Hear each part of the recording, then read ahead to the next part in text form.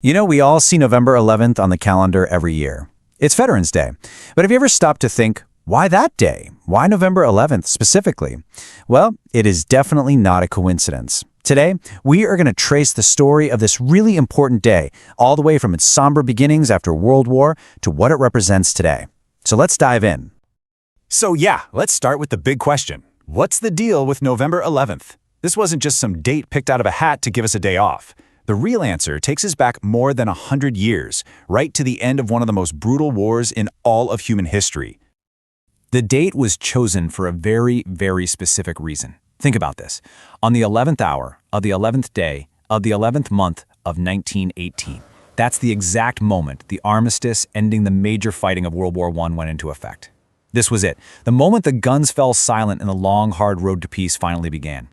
And just like that, the holiday's first identity was born. But it wasn't about celebrating a victory. Not really. It was about remembering and honoring peace. This new day of observance was called Armistice Day. On the very first anniversary, back in 1919, President Woodrow Wilson really captured the mood of the country with these words. You can hear it right there in his message, themes of solemn pride, of gratitude, and this deep, deep hope that maybe, just maybe, the war to end all wars had taught the world something.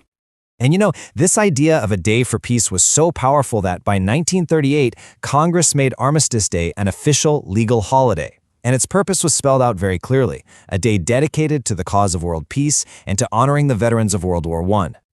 But of course, history had other plans. Soon, the world was thrown into an even bigger conflict, World War II, and then the Korean War. And it became pretty clear that honoring the veterans of just one war, well, it just wasn't enough anymore. A new generation needed a new vision. And that new vision came from this man, Raymond Weeks. He was a World War II vet from Alabama, and he had a really simple but powerful idea. Armistice Day shouldn't just be for World War I vets. It should be for all veterans from all of America's wars. And what's so cool about this is just how dedicated he was. I mean, this guy was relentless. He first pitched the idea in 1945. 2 years later, in 47, he's already leading the very first National Veterans Day Parade in Alabama. He kept pushing for decades, until finally, in 1982, President Reagan gave him the official title, the Father of Veterans Day. What a story. So Raymond Weeks was the spark, the father of the idea. But to make it real for the whole country, it was going to take an act of Congress. So let's take a look at how his vision actually became the law of the land.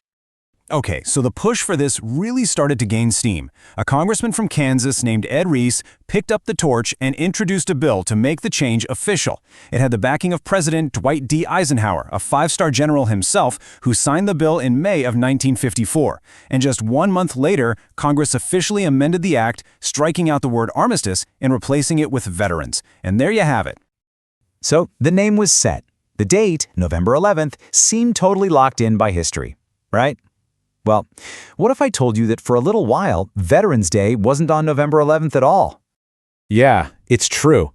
Back in 1971, there was this thing called the Uniform Monday Holiday Act. The idea was to move a bunch of federal holidays to Mondays to create more three-day weekends for everyone. And Veterans Day got swept up in it, moved to the fourth Monday in October. But, you know, it never felt right. The historical power of November 11th was just too strong. People spoke up, and after only 7 years, in 1978, Congress moved it right back to where it belongs. All right, so that brings us to today. The date is backwards, should be, the name is set in stone. So how do we, as a country, actually observe the holiday now? So here's a really cool piece of trivia that most people have no idea about. U.S. law actually recommends a specific time for us to pause and reflect. 2 minutes of silence observed at 2:11 p.m. Eastern Standard Time on Veterans Day. How about that? And then, of course, there are the things we're all more familiar with.